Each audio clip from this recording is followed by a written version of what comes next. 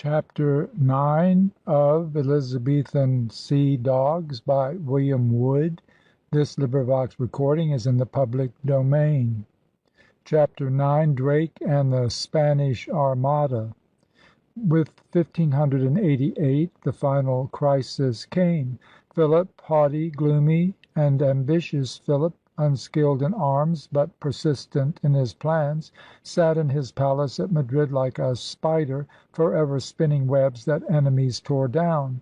Drake and the English had thrown the whole scheme of the Armada's mobilization completely out of gear. Philip's well-intentioned orders and counter-orders had made confusion worse confounded.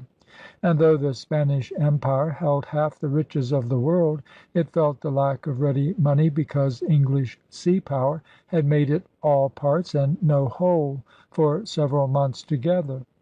Then, when mobilization was resumed, Philip found himself distracted by expert advice from Santa Cruz, his admiral, and from Parma, Alva's successor in the Netherlands.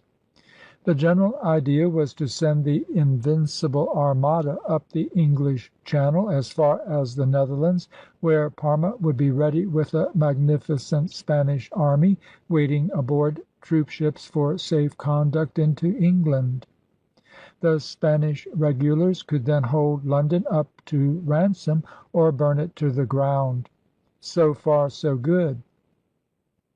But Philip, to whom amphibious warfare remained an unsolved mystery, thought that the Armada and the Spanish army could conquer England without actually destroying the English fleet.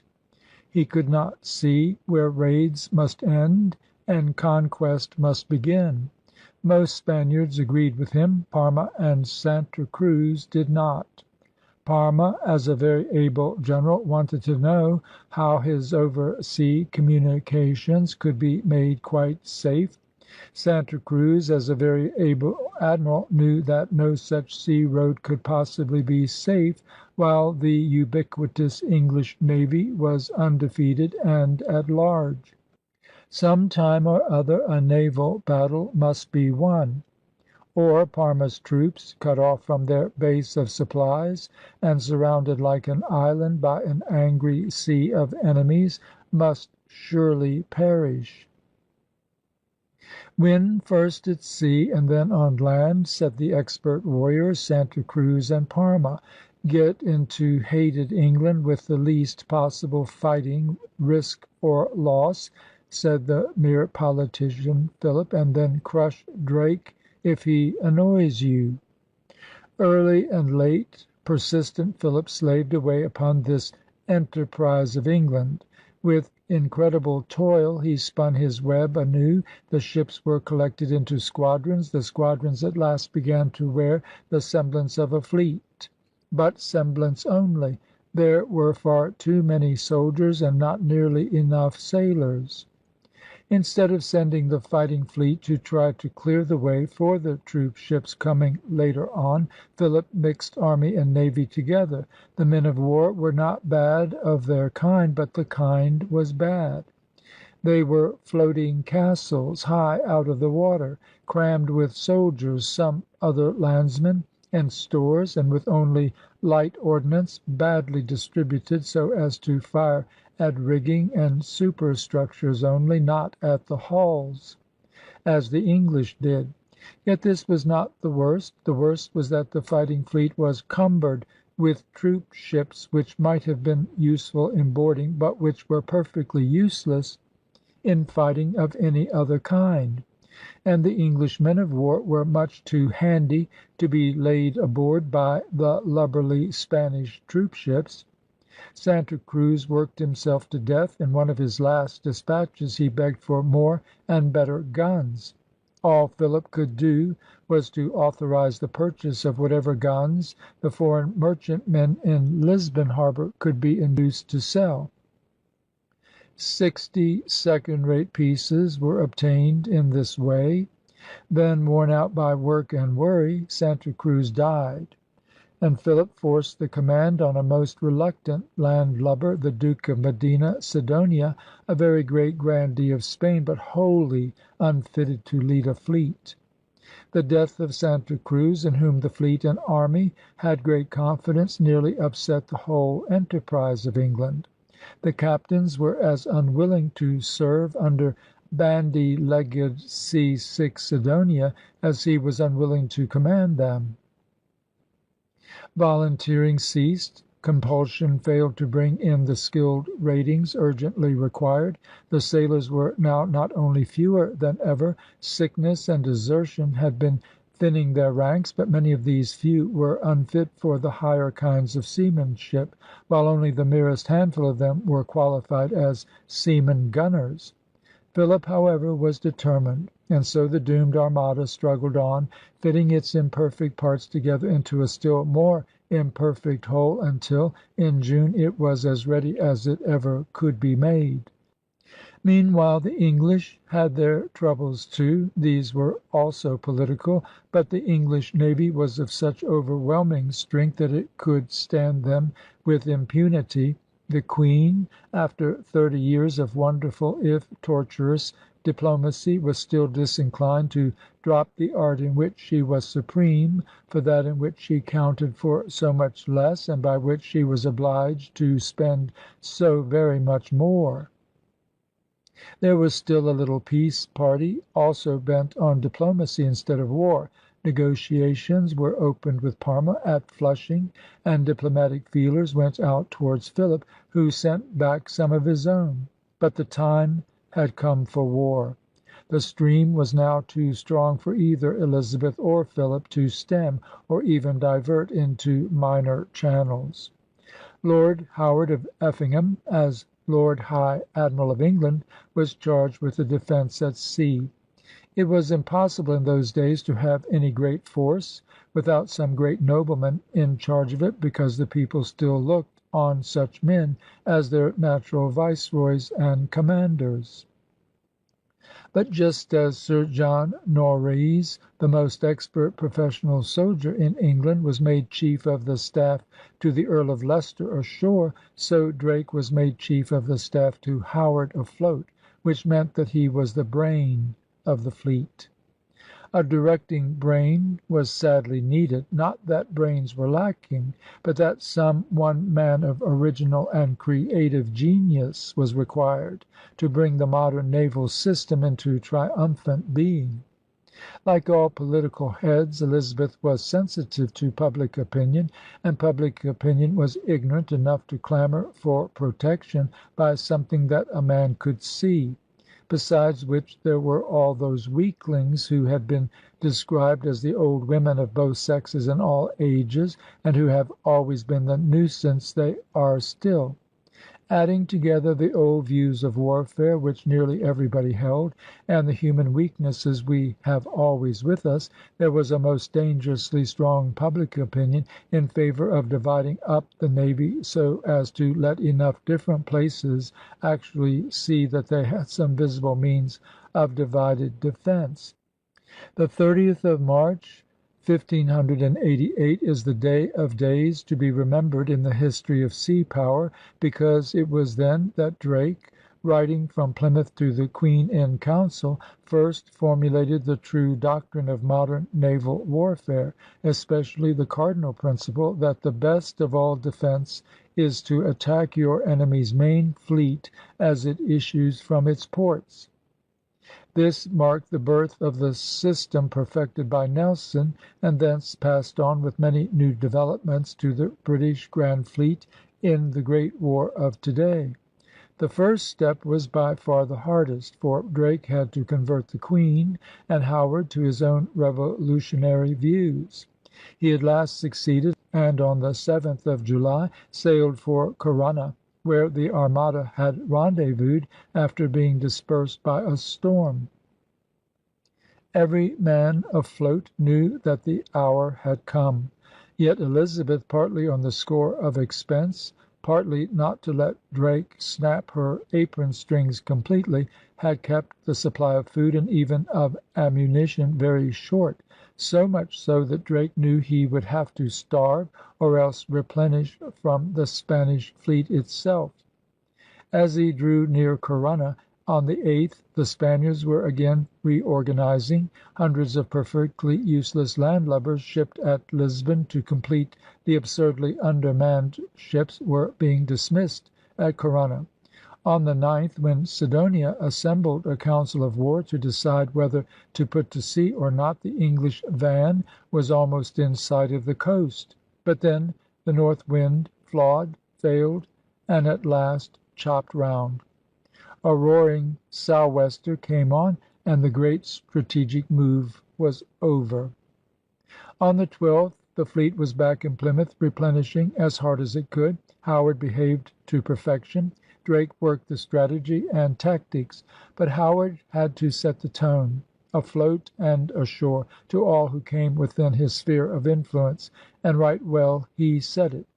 His dispatches at this juncture are models of what such documents should be, and their undaunted confidence is in marked contrast to what the doomed Spanish officers were writing at the selfsame time. The southwest wind that turned Drake back brought the Armada out and gave it an advantage which would have been fatal to England had the fleets been really equal or the Spaniards in superior strength. For a week was a very short time in which to replenish the stores that Elizabeth had purposely kept so low. Drake and Howard, so the story goes, were playing a game of bowls on Plymouth Hoe on Friday afternoon, the 19th of July, when Captain Fleming of the Golden Hind rushed up to say the Spanish fleet was off the Lizard, only 60 miles away.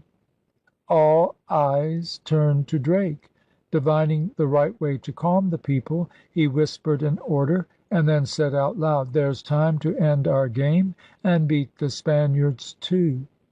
The shortness of food and ammunition that had compelled him to come back instead of waiting to blockade now threatened to get him nicely caught in the very trap he had wished to catch the great Armada in himself. For the Spaniards, coming up with the wind, might catch him struggling out against the wind and crush his long emerging column, bit by bit, precisely as he had intended crushing their own column as it issued from the Tagus or Corunna. But it was only the van that Fleming had sighted. Many a Spanish straggler was still hull down astern, and Sidonia had to wait for all to close and form up properly. Meanwhile Drake and Howard were straining every nerve to get out of Plymouth. It was not their fault, but the Queen's in Council, that Sidonia had unwittingly stolen this march on them. It was their glory that they won the lost advantage back again. All afternoon and evening, all through that summer night, the Sea-Dog crews were warping out of harbour. Torches, flares, and cressets threw their fitful light on toiling lines of men hauling on ropes that moved the ships apparently like snails. But once in Plymouth Sound the whinnying sheaves and long yo-hos told that all the sail the ships could carry was being made for a life or death effort to win the weather gage.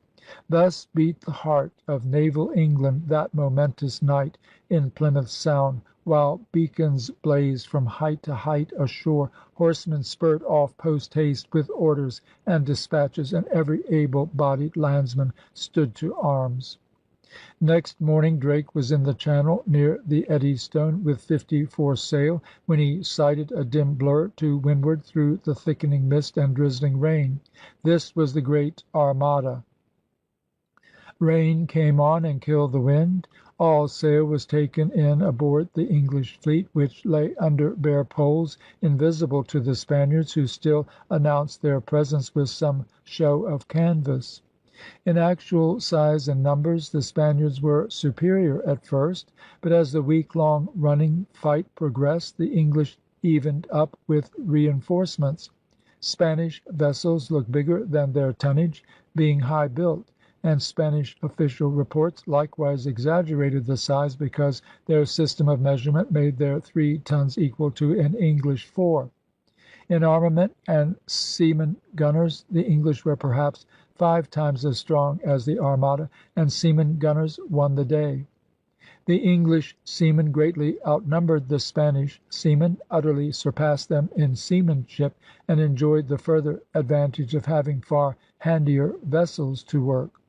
The Spanish grand total for all ranks and ratings was 30,000 men, the English only 15, but the Spaniards were 6,000 short on arrival, and their actual seamen, many of whom were only half trained, then numbered a bare 7,000. The 17,000 soldiers only made the ships so many death traps, for they were of no use afloat except as boarding parties, and no boarding whatever took place. The English 15,000, on the other hand, were three-quarters seamen and one-quarter soldiers, who were mostly trained as marines, and this total was actually present. On the whole, it is hardly an exaggeration to say that the Armada was mostly composed of armed transports, while all the English vessels that counted in the fighting were real men of war. "In every one of the Armada's 128 vessels," says an officer of the Spanish flagship, "our people kneeled down and offered a prayer, beseeching our Lord to give us victory against the enemies of his holy faith." The crews of the 197 English vessels which at one time or another were present in some capacity on the scene of action also prayed for victory to the Lord of hosts, but took the proper naval means to win it.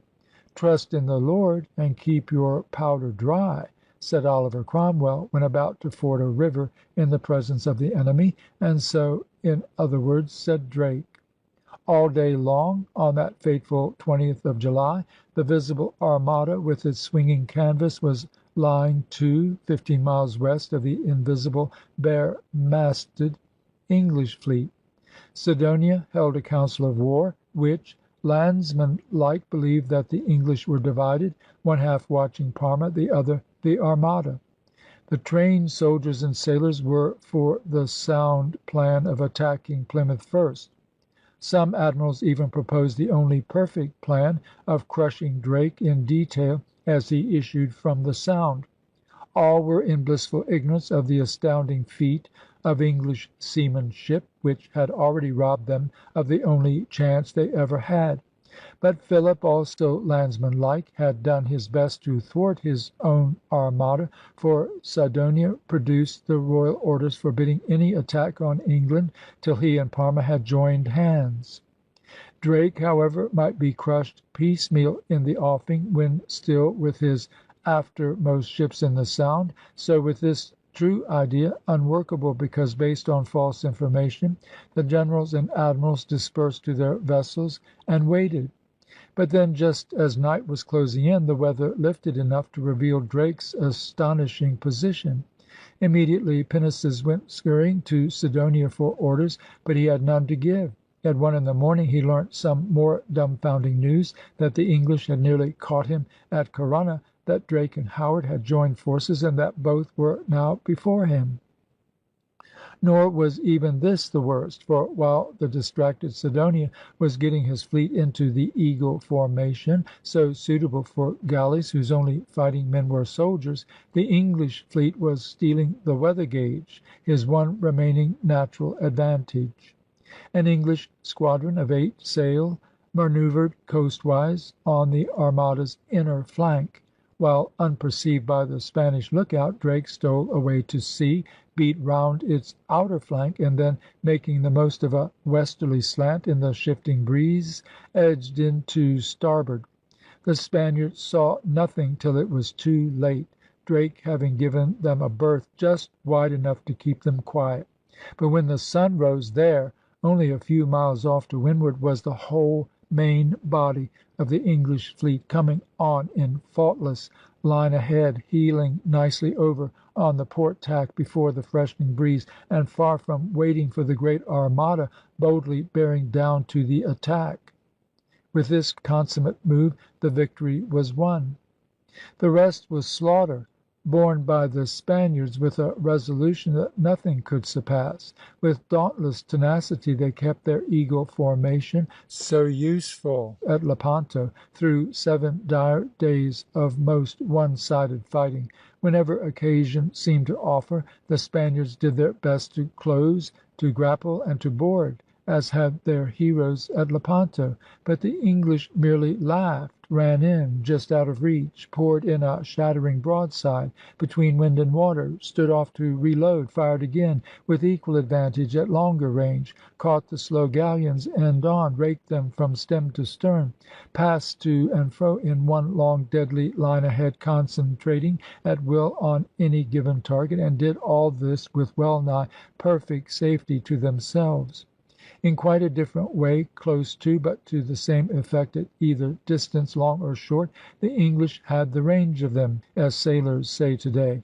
Close to, the little Spanish guns fired much too high to hull the English vessels, lying low and trim upon the water, with whose changing humours their lines fell in so much more happily than those of any lumbering Spaniards could. Far off, the little Spanish guns did correspondingly small damage, even when they managed to hit, while the heavy metal of the English, handled by real seaman gunners, inflicted crushing damage in return. But even more important than the Englishmen's superiority in rig, hull, armament, and expert seamanship was their tactical use of the thoroughly modern line ahead. Any one who will take the letter T as an illustration can easily understand the advantage of crossing his T. The upright represents an enemy caught when in column ahead, as he would be, for instance, when issuing from a narrow necked port. In this formation he can only use bow fire, and that only in succession, on a very narrow front. But the fleet, represented by the cross piece, moving across the point of the upright, is in the deadly line ahead, with all its near broadsides turned in one long converging line of fire against the helplessly narrow fronted enemy. If the enemy, sticking to mediaeval tactics, had room to broaden his front by forming column abreast, as galleys always did, that is, with several uprights side by side, he would still be at the same sort of disadvantage, for this would only mean a series of T's, with each nearest broadside crossing each opposing upright as before. The herded soldiers and non-combatants aboard the great Armada stood by their useless duties to the last. Thousands fell killed or wounded. Several times the Spanish scuppers actually ran a horrid red, as if the very ships were bleeding. The priests behaved as bravely as the Jesuits of New France, and who could be braver than those undaunted missionaries were? Soldiers and sailors were alike. "What shall we do now?" asked Sidonia, after the slaughter had gone on for a week. "Order up more powder," said Oquendo, as dauntless as before. Even then the eagle formation was still kept up. The van ships were the head, the biggest galleons formed the body, lighter vessels formed the wings, a reserve formed the tail. As the unflinching Armada stood slowly up the Channel, a sail or two would drop out by the way, dead beat. One night several strange sail passed suddenly by Drake. What should he do? To go about and follow them, with all astern of him, doing the same in succession, was not to be thought of, as his aftermost vessels were merchantmen, wholly untrained to the exact combined manoeuvres required in a fighting fleet, though first rate individually. There was then no night signal equivalent to the modern "disregard the flagship's movements," so Drake doused his stern light, went about, overhauled the strangers, and found they were bewildered German merchantmen. He had just gone about once more to resume his own station, when suddenly a Spanish flagship loomed up beside his own flagship, the Revenge. Drake immediately had his pinnace lowered away to demand instant surrender, but the Spanish admiral was Don Pedro de Valdez, a very gallant commander and a very proud grandee, who demanded terms. And though his flagship, which had been in collision with a run amuck, seemed likely to sink, he was quite ready to go down fighting. Yet the moment he heard that his summoner was Drake, he surrendered at discretion, feeling it a personal honor, according to the ideas of the age, to yield his sword to the greatest seaman in the world. With 40 officers he saluted Drake, complimenting him on valor and felicity so great that Mars and Neptune seemed to attend him, as also on his generosity towards a fallen foe, a quality often experienced by the Spaniards. Whereupon, adds this eye witness, Sir Francis Drake, requiting his Spanish compliments with honest English courtesies, placed him at his own table and lodged him in his own cabin. Drake's enemies at home accused him of having deserted his fleet to capture a treasure ship, for there was a good deal of gold with Valdez, but the charge was quite unfounded. A very different charge against Howard had more foundation. The Armada had anchored at Calais to get its breath before running the gauntlet for the last time and joining Parma in the Netherlands. But in the dead of night, when the flood was making and a strong west wind was blowing in the same direction as the swirling tidal stream, 9 English fireships suddenly burst into flame and made for the Spanish anchorage. There were no boats ready to grapple the fireships and tow them clear. There was no time to weigh, for every vessel had 2 anchors down. Sidonia, enraged that the boats were not out on patrol, gave the order for the whole fleet to cut their cables and make off for their lives. As the great lumbering hulls, which had of course been riding head to wind, swung round in the dark and confusion, several crashing collisions occurred. Next morning the Armada was strung along the Flemish coast in disorderly flight. Seeing the impossibility of bringing the leewardly vessels back against the wind in time to form up, Sidonia ran down with the windward ones and formed farther off. Howard then led in pursuit, but seeing the Capitana of the renowned Italian galleasses in distress near Calais, he became a mediaeval knight again, left his fleet, and took the galleasse. For the moment that one feather in his cap seemed better worth having than a general victory. Drake forged ahead and led the pursuit in turn. The Spaniards fought with desperate courage, still suffering ghastly losses, but do what they could to bear up against the English and the wind, they were forced to leeward of Dunkirk and so out of touch with Parma. This was the result of the Battle of Gravelines, fought on Monday, the 29th of July, 1588, just 10 days after Captain Fleming had rushed on to the Bowling Green of Plymouth Hoe, where Drake and Howard, their shore work done, were playing a game before embarking. In those 10 days the gallant Armada had lost all chance of winning the overlordship of the sea and shaking the sea-dog grip off both Americas. A rising gale now forced it to choose between getting pounded to death on the shoals of Dunkirk or running north through the North Sea, in which the British Grand Fleet of the 20th century fought against the fourth attempt in modern times to win a world dominion. North and still north, round by the surf-lashed Orkneys, then down the wild west coasts of the Hebrides and Ireland, went the forlorn Armada, losing ships and men at every stage, until at last the remnant straggled into Spanish ports like the mere wreckage of a storm. End of chapter 9.